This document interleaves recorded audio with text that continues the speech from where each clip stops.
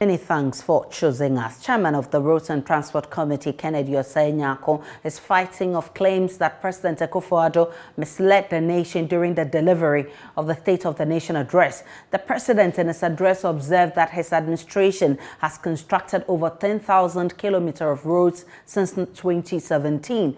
But ranking member on the Roads Committee, Kwame Abuja, described those claims as false. He argues that documents available to the committee captured a little over 4,000 kilometers of roads constructed. We'll hear from Abuja shortly. But first, let's listen to the chairman of the committee, who is insisting the statement by the president is inaccurate. As a chairman of the committee, I have the right and the privilege to respond to the comment or the allegation being made or put out by my colleague. First of all, this country has a total road network of 78,402. That is what the MPP government inherited. That is the total road network. Out of this total road network, we have only about, during the time we took over, only 33% of this 78 was paved road, or let's say a good road. What it means is that the rest, almost about 67% of it, are all bad road. The Ministry of Roads and Highways have categorized its roads or its programs or its activities in several categories. So we have roads that are being undertaken by feeder roads, that also undertaken by urban roads, and that undertaken by highways, Ghana Highways Authority. Among all these three categories is feeder road, which has the largest network, almost about 48,000 kilometers. The president's statement or figure of 10,875 that was put out is an accurate figure. That was Kennedy Osei, who is chairman of the Transport Committee, who says the president's claims were accurate. But the minority ranking member on Roads and Transport Committee, Kwame Abuja, insists the president's address on the roads is inaccurate and should be ignored. And if you check from the data, they say it's critical roads, 2,167, cocoa roads, 4,853, town roads, 567, asphaltic overlay, 1,500, Sino Hydro, 441, and if you add all of them, it's about 11,111 kilometers. That is information provided to you in May 2021. That is the last State of the Nation, last Midday press of the Minister of Roads and Highways. Is that not the case? And out of that, in an answer to the question filed by a member on the floor, the road minister, I think January or February this year, provided data on 4,200 kilometers of road he claimed have been completed. On that list, my brothers and sisters, are only 68.5 kilometers of new roads. The rest are pothole patching, sealing, graveling, and re-graveling. As we speak, the presidency or the Ministry of Roads and Highways does not have the data to back the 10,800 kilometers of roads that the president mentioned. The truth is that it was probably a slip of tongue. Instead of them coming to the people and say, look, that is not what we meant. Actually, what we meant by 10,800 kilometers are roads under contract. My chairman, the respected chairman, came and told you that he's got data on 6,000 kilometers of roads completed, by the Cocoa Board alone. My brothers, Cocoa Board, as of the time the minister was reporting in his, Midday press, had contracts worth, the contract to the tune of 15 billion, about 4,800 kilometers. So by May last year, the minister says there are 4,000 800 kilometers of project under construction.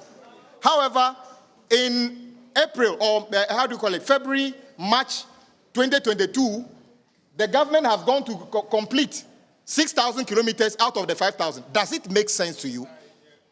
I'm happy that some of your organizations have fact-checked them. Ignore my chairman totally. He hasn't got any data. In fact, if anybody has got data on completed projects in this country, who do you think will have that data? The road minister. The road minister doesn't have that data. So ignore what my chairman is saying. In fact, he went and took a portion of the Midday Press, which suggested that there are 4,800 kilometers of road under construction and, by the Cocoa Road, which is a fact. But we are talking about the emphatic statement. We have completed 10,800 kilometers. My brothers and sisters, I'm grateful to you. Some of you have already disregarded the president's comment. It's a slip. He should come out and say that what I meant was that we are talking about reshaping and everything which are that. But in any case, if you do reshaping and other things, is that an achievement? Is that completed? It is not.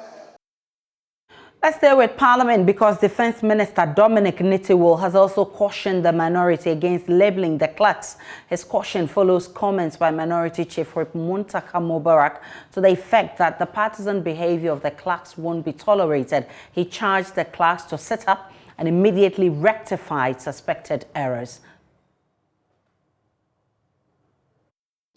It is true that people may have their party affiliations, but what we expect from them is fairness and accurate reporting.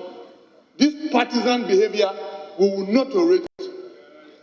It is deliberate and it was intended for a purpose. And that purpose, Mr. Speaker, unfortunately, has been achieved out there because you go around all the radio stations and TV stations, all they are discussing is the vote and proceedings and lambasting our members unfairly.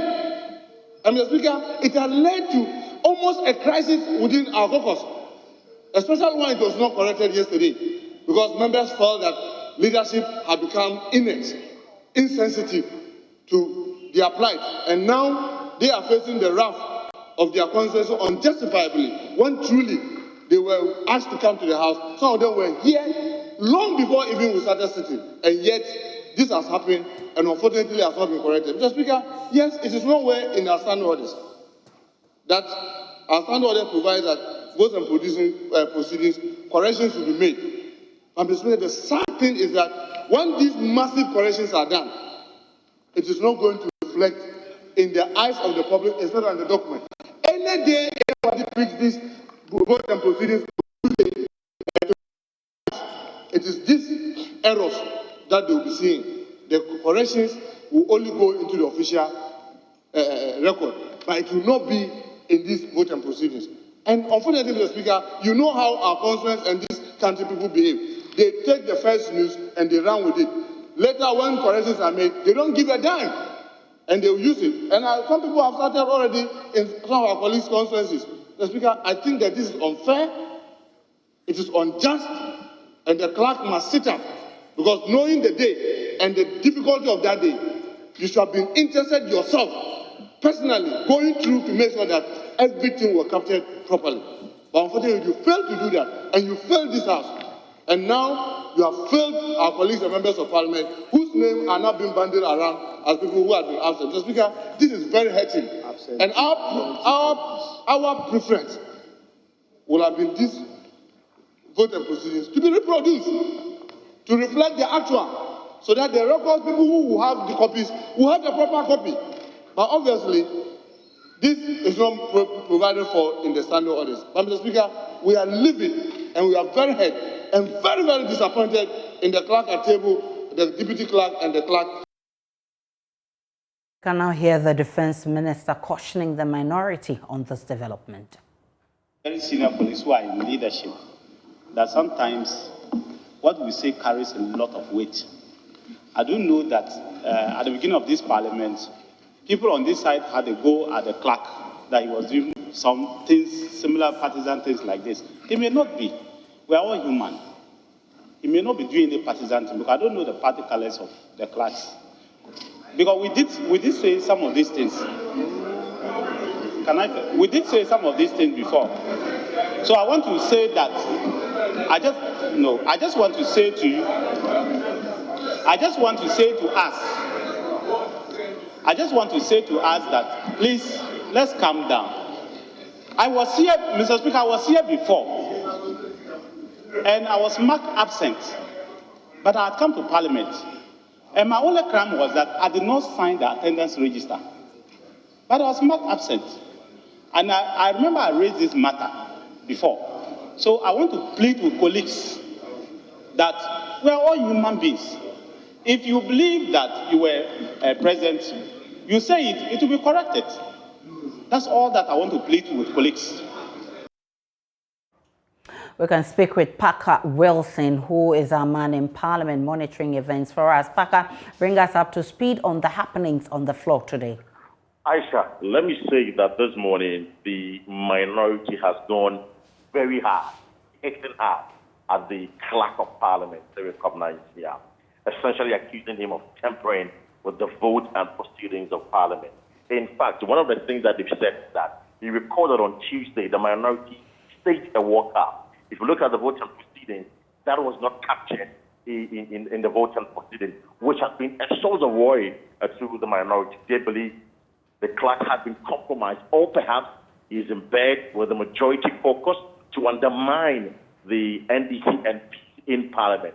Because the NDC MPs who've been accused of absenting themselves have been again accused of taking bribes or receiving bribes and abstaining from the e-levy proceedings, and that is why the minority is unhappy with the development. In fact, the minority chief, Munta Mubarak, who raised the matter on the floor of the House and spoke very emotionally, demanded that all the errors that were committed be rectified.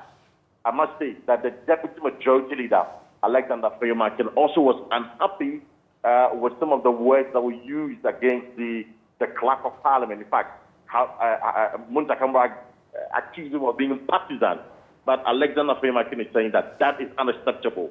He should be forced to withdraw that word because the clerk of Parliament is supposed to be a neutral person who works with both sides of the House, and so you cannot accuse him of being partisan. And that he has any concern, he should channel his grievances to the appropriate quarters and not to accuse the clerk of Parliament because he doesn't have a voice in the chamber. He cannot defend himself in the chamber. And so that was not right. However, the things happened. The NDC MPs who were absent were given the opportunity to also vent, and they lamented about how people have attacked them. They've received calls from their constituents. People are accusing them of stealing money. Others are threatening to vote against them. So these were some of the emotional things that happened on the floor of the House. However, what the Speaker was directed, I must say that the Speaker has directed that all the errors be rectified and they should be amended to capture that the MPs were in the chamber because he, the Speaker, personally saw some of the members who been marked absent in the chamber.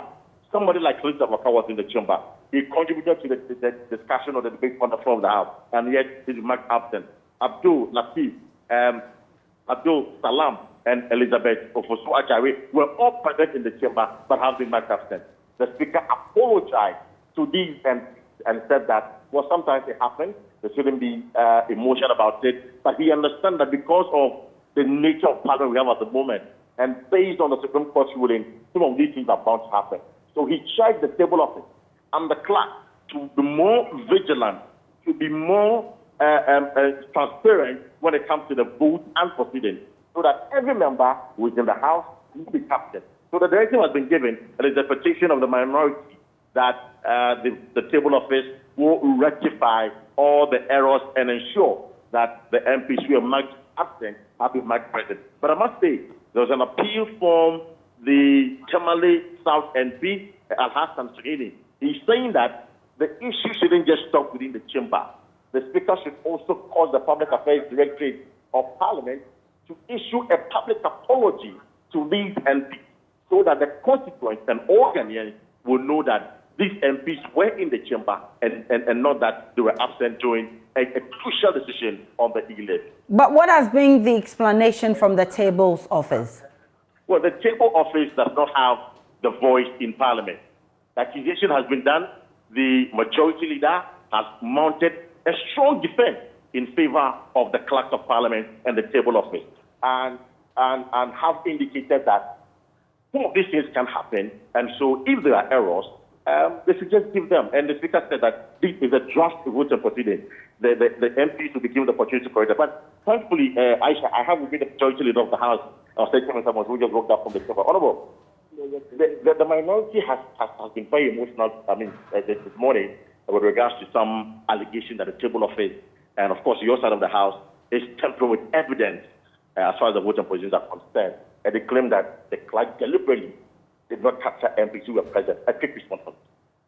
I think Pakka Wilson is our man in Parliament, and he's been bringing us updates of happenings in that house. We'll still bring you more in our subsequent bulletins. Now, Anti-Corruption Campaign of Vitas Azim has lamented over government and say government has not shown any political will to deal with corruption in the country. The minority in Parliament yesterday made similar allegations, adding that the fact that President Akufo-Addo made mention of corruption just once in a State of the Nation address and did not outline plans to deal with the menace is a clear manifestation that he is unwilling to deal with the menace. Listen to MP for Tamale Central, Murtala Mohammed. He mentioned the word corruption once, and he didn't tell us how they were going to fight corruption. He told us anti-corruption agencies and that the resources were available. And the fact that his resources... What happened to the special prosecutor? The special prosecutor they appointed, for which reason they want to tell us, that they went beyond MPP and appointed an NDC person. How did he describe the president? He described the president as the mother serpent for corruption. So if you want to look at the verdicts given to the office of the special prosecutor by this president and Mr. Martin Amido, is nothing to write home about. But let me make this conclusive statement. Even the current special prosecutor himself lamented publicly the ingredients that would aid him to execute his responsibility fairly, sincerely, and honestly. That ingredients deliberately is not given to him. But Anti-Corruption Campaign of Vitas Azim says the government shows commitment to give. The government must show commitment to give hope to the people.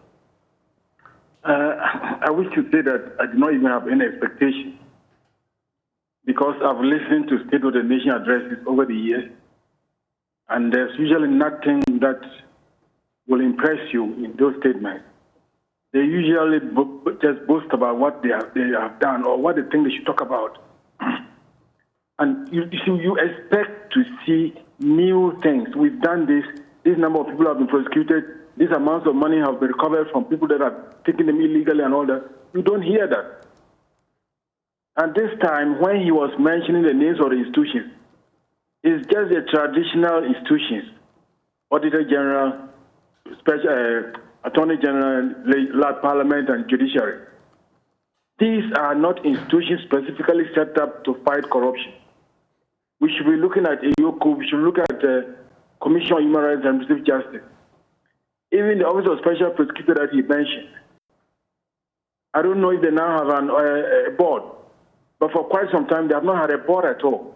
So the new Special Prosecutor himself even complained that he did not have a board, and so it was difficult for him to actually work. And so the president had nothing to say about corruption. Well, meanwhile, President of the Apostolic Church of Ghana, Dr. Aaron Amina, has indicated that no matter the number of stringent financial measures adopted by the government to save the economy, it will not yield any results if the leakages in the system are not tackled. He said so long as corruption will persist, public funds will continue to end in the pockets of a few. Samuel Mbura has more. The apostolic leader made these observations in an interview with Joe News after the second General Council meeting of the Apostolic Church of Ghana. For him, the endemic nature of corruption in the country is disappointing given the percentage of the population that professes to Christianity. The nation, I believe that we all know that one of our major problems is corruption, and it's something we must deal with. We say it, but I think we joke with the whole thing. We are no longer shocked there is corruption, and there's corruption even in the church. But we must take the bull by the horns and ask ourselves, what can we do to correct this situation? No matter what comes into this nation, so long as the canker of corruption still exists, it will get into the pockets of just a few, and this nation will still be impoverished. So it is something we must sit, and the church must show the way. Over 70% of the population confess Christianity. We believe we are Christians. Our faith must affect what we do. Our faith must help us kill corruption in our lives. And I believe that it will help this nation. Dr. Aaron Amina is therefore calling on government to provide leadership in this direction. Corruption is a global issue though, but it's very endemic in our nation. And we must deal with it. You see, leadership must lead the way, and the church must lead the way. When you begin to discipline your own people that are corrupt, it sends a message to the whole world. But when the people who are disciplined are not of your fold, but we find in your fold people doing the same thing, it doesn't solve any problem. The Apostolic Church Ghana is a denomination that emanated from the Pentecostal movement, which started in the 19th century and practices self-governance by owning local churches in every district in Ghana and foreign mission fields with its headquarters in Accra. For Joy News, Samuel Mbura. Deputy Majority Leader Alexander Afenyo-Marking has described the case filed at the Supreme Court by the minority as dead on arrival. Speaking on Joy FM's Newsnight program, the Member of Parliament for Ifutu said the plaintiff's minority leader, Haruna Idrisu Mahama Yaraga and Okujeto Ablako, have wrongly invoked the jurisdiction of the Supreme Court in that matter. They have a preliminary hurdle to cross, which is they have invoked the jurisdiction of the Supreme Court in bad faith, and we will impress upon the Supreme Court to decline jurisdiction in the sense that they are members of Parliament. This is not Justice Abdullahi. These are members of Parliament. Who knows that one of their bona fides, if they see a supposed illegality in Parliament, is to make an application invoking the rules of Parliament for that supposed illegality to be reversed. You don't rush the Supreme Court. So first of all, come to Parliament. They are afraid to come and argue their case. If you think there is an error, first of all, come. You have every tool available. You don't rush the Supreme Court. So what they are doing is wrongly invoke the jurisdiction of the Supreme Court. So I'm telling you that that case is dead on arrival in the first place. They know if you are alleging illegality, and Ayarika is a Harvard-trained lawyer, and he knows that when there is always a presumption of regularity, why didn't one of them stay in to raise issue of quorum? You don't just get up to go to Supreme Court and tell me, Supreme Court, you said 138 is the quorum, the number to take decision. So we walked out. Therefore, we think that they were 137, and you think that the Supreme Court should be interfering in the politics of the country to be creating confusion? No. But Member of Parliament for Bolgatanga, Dominic says the decision to stage a walkout came in as a superior option upon deliberating on the choices available to them. Speaking to Raymond Akon upfront, the former Deputy Attorney General said leaving the chamber was a political strategy to deprive the majority of being able to form a quorum. When I was pushing for him to be brought in to participate in the voting, one of those persons, who expressed this view, which, the person is not a member of Parliament, but a lawyer outside of Parliament, told me that did I consider the possibility that a contempt of court application could be brought against him. And then if the contempt, he's convicted of contempt, he could actually go to prison, all right, for, a period of time. Oh, I see. And that period is indeterminate in the sense that there is no, what do I call it, a limitation with respect to the sentence that can be imposed. At least I haven't seen one, in relation to contempt of court. So because of that, there was some, hesitation on the part of some of our members. And I was one of those who developed cold feet because I was pushing for him to be brought in and then to take part in the proceedings.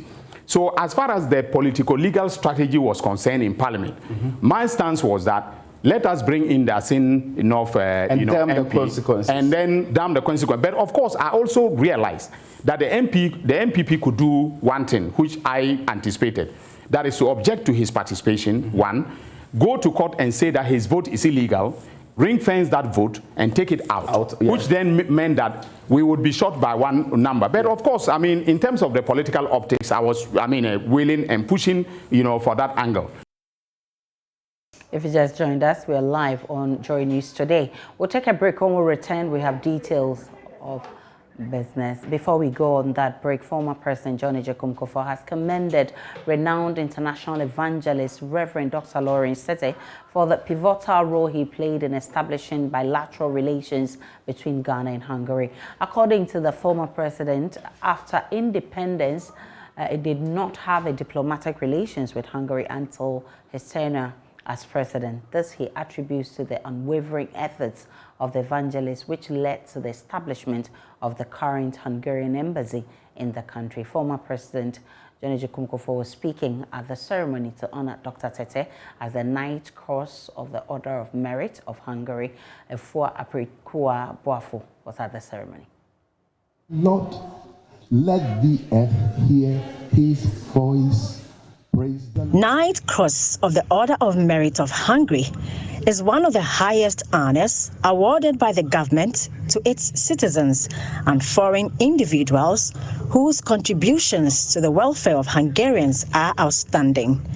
Dr. Lawrence Tete is one of the 2 Ghanaians to be awarded the honors by the President of Hungary. The award given to the worldwide evangelist, economist, and fellow of the Royal Society of Arts is a recognition of his efforts in promoting bilateral relations between the 2 countries. President of Hungary, János Áder, conferred on him the Knight Cross of the Order of Merit of Hungary. His Excellency Tamás Feher is a Hungarian ambassador to Ghana. Reverend Dr. Tete is here with us today. As a reward for his many contributions to the overall development of bilateral relations between Hungary and Ghana, the President of Hungary, His Excellency János Áder, decided to confer upon him the Knight Cross of the Order of Merit of Hungary. In his remarks, Reverend Dr. Lawrence Tete recalled his experiences in Hungary and urged Ghanaians to maintain the peace in the country, which he believes is essential for development. I left for Hungary when I was in my early 20s. It was a virgin land for some of us. Let's learn to do things right, and people will recognize us. Let's learn to create an atmosphere of peace, and Ghana will soar high. Former President John Ejekum Kufuor commended the Reverend Minister for his commitment in bolstering Ghana-Hungary alliances. It was strange that we didn't have a formal diplomatic relations between the 2 countries. The nation of Hungary has opened a mission here. So I got intrigued, and I was thinking perhaps Lawrence has contributed to the eventual opening of a formal embassy here. Minister of Foreign Affairs Shirley Ayeko-Botchwey used the opportunity to enumerate the contribution that Reverend Tete has made in her administration. When I became Foreign Minister, he came to my office. Each time he comes, it is about what Ghana can do with Hungary. Currently, the governments of Ghana and Hungary are working to secure education opportunities for stranded students in Hungary following the Russia-Ukraine invasion. Efua Aprikua Boafo's report read to you. We take a break. We are back with business.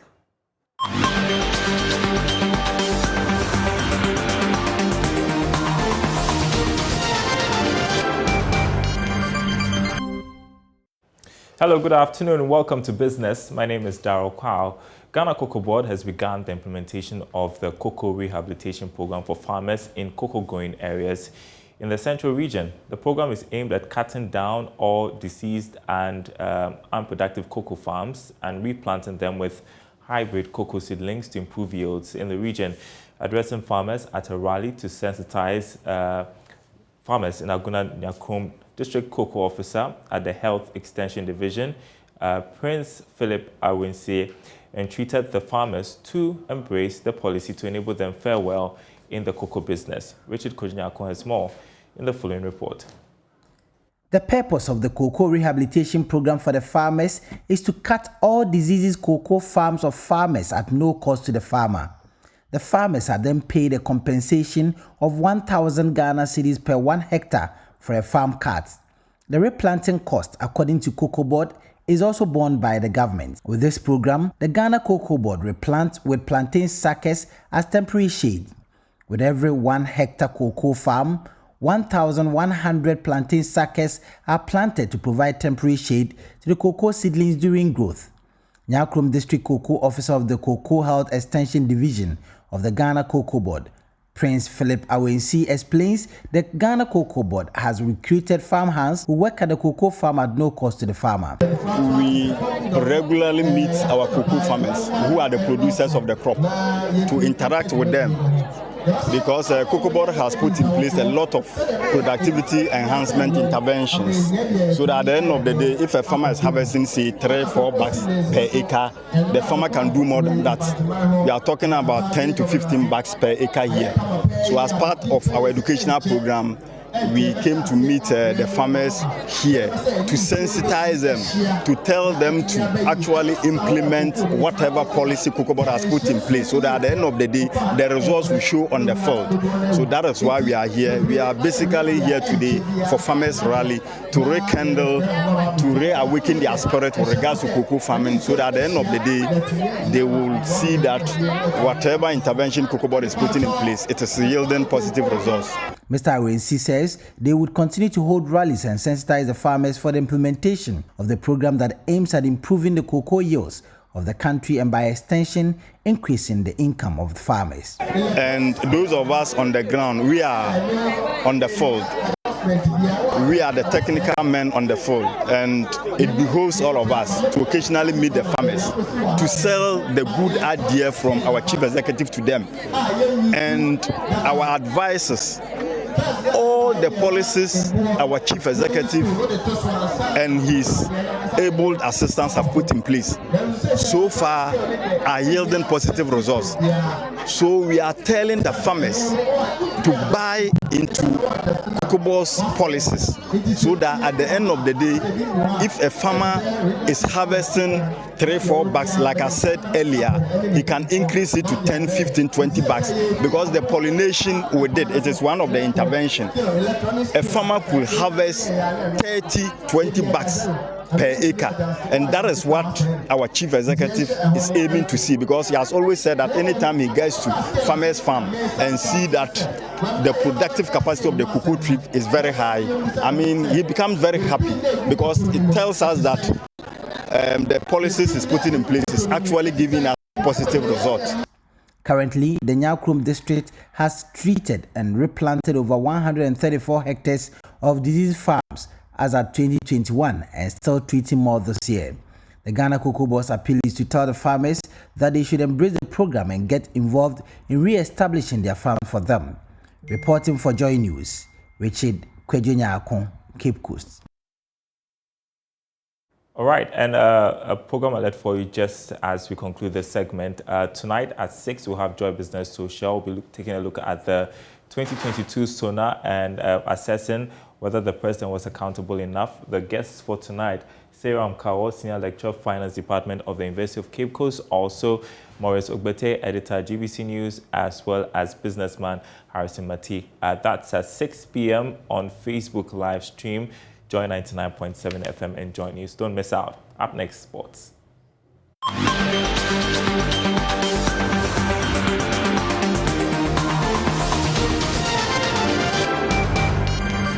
Good afternoon. Let's do sports now on Joy News today with me, Muftar Nabila Abda. It is the eve of the FIFA World Cup draw that will be happening in Doha, and my colleague Gary Alsmith is there right now. FIFA is organizing a congress, and he will be giving us some details about what is currently happening in Doha. Gary, thanks very much for your time. Give us just some updates of what has been happening in the FIFA Congress. Thank you, Muftar, and good afternoon. First of all, I think the most important thing is that on the agenda was Russia, of course, as was expected. Yeah. And Ukraine. Ukraine could not be here because their delegation sent us a video, a very interesting video, touching video, that instead of focusing on football, they are focusing on scoring a goal to save lives. And so they are asking the world to come together to help them to condemn Russia. Russia sent a delegation here, even though their teams have been suspended from football. As you know, the Russian Football Union have not been suspended in taking the case to CAS. The delegation from Russia said they are not going to hide from anybody and they have a right to be here. And so it was a bit defiant. Also, the Norwegian FA president came swinging and accused FIFA of hypocrisy, double standards, and not doing enough about the human rights issues that are bothering, what do you call it, Qatar's hosting of the World Cup. He called on all countries to speak more about the LGBT, the human rights abuses, the labor abuses as well, so on and so forth. Now, guess what? Immediately the Norwegian FA president finished speaking, the Qatari CEO, the head of the Qatari, basically the local organizing committee chairman, yes, came onto the podium and accused Norway of not playing fair because, according to the Qataris, they have invited the Norwegians many, many times to come to the table and tell them what exactly their problem is so that they try to resolve it. The Norwegians never, ever accept any of their invitations, and they have come here to try and come and disgrace them. Yes. So it has been a pretty hot affair here at the FIFA Congress. It was also time for questions. Lots of questions came about the biennial World Cup. Gianni Infantino, can you believe that he said that he has never asked for a biennial World Cup before? But Gary, if he says so, it is actually true because it was a request that was made by the Saudis. So it wasn't Gianni who said they should do biennial World Cup. He only threw his weight behind it, isn't it? Yes, he only threw his weight behind it. And so we can assume that that idea is dead for now, Muftau. Also, there were a couple of questions about Russia and Ukraine and about the hypocrisy. Yours truly asked Gianni about the fact that they acted very swiftly on Russia when it was about Ukraine. Will we be seeing the same when other countries are also being bombarded in war and other things are happening as well? And he said that, well, they are going to treat every case on their merits. Apart from that, everybody is looking forward to the World Cup. Gary, our time is almost over, but just a quick one. Ghana, did we have any rep there? Was Kurt able to make it, or the General Secretary of the FA, were they able to make it? Kurt, Mr. Kraku, and the FA Vice President, Makado, were on the same flight as myself. So we landed at the same time early this morning. Okay. So they were there, and hopefully we get a good draw. The FIFA simulation, the draw paired Ghana, Argentina, Switzerland, and South Korea, isn't it? The FIFA simulation. Yes, that is what it did. God forbid. On that note, we wrap up sports here on Join News today with me, Muftau Nabila Abla. You can head on to myjoyonline.com and read some more sports story. I'll be back here at 2 p.m. with Sports Today.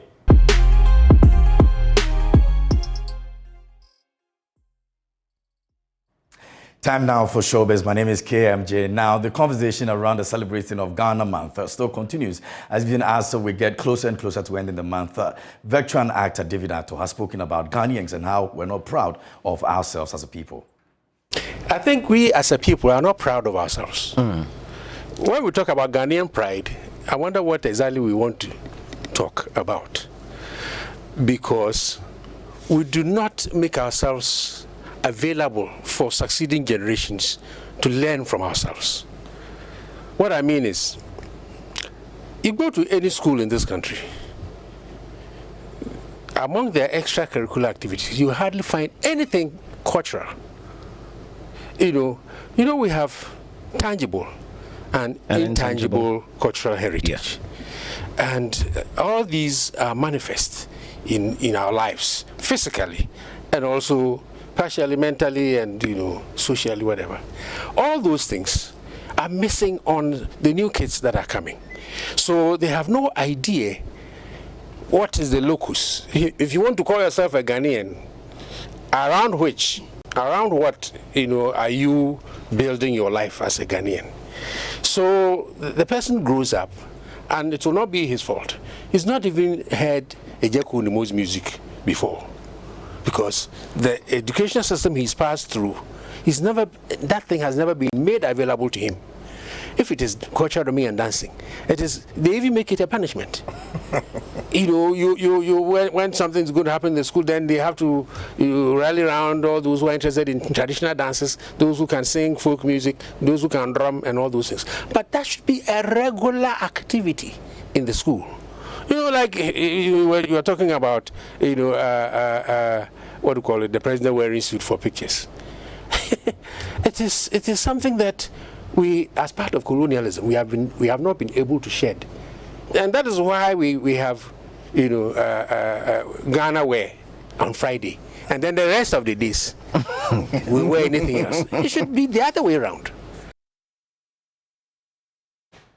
And that is veteran actor David Dr. Ghanaman over there. Away from that, musician Screwface has spoken about his life, beginning his career from entering into a washroom in a recording studio where he was locked up for 2 days with himself alone. He explained that on Showbiz Now.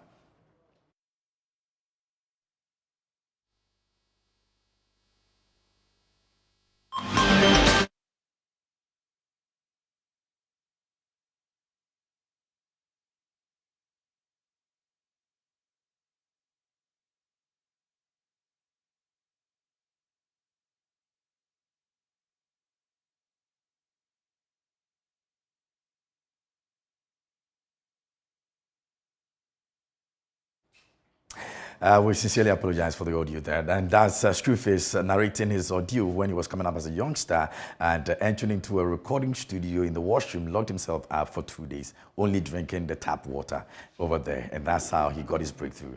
Interesting. That's quite interesting, but that's how we wrap up the bulletin this afternoon. My name is Aisha Ibrahim. Many thanks for watching. Log on to myjournline.com. You get updates of all the developing stories.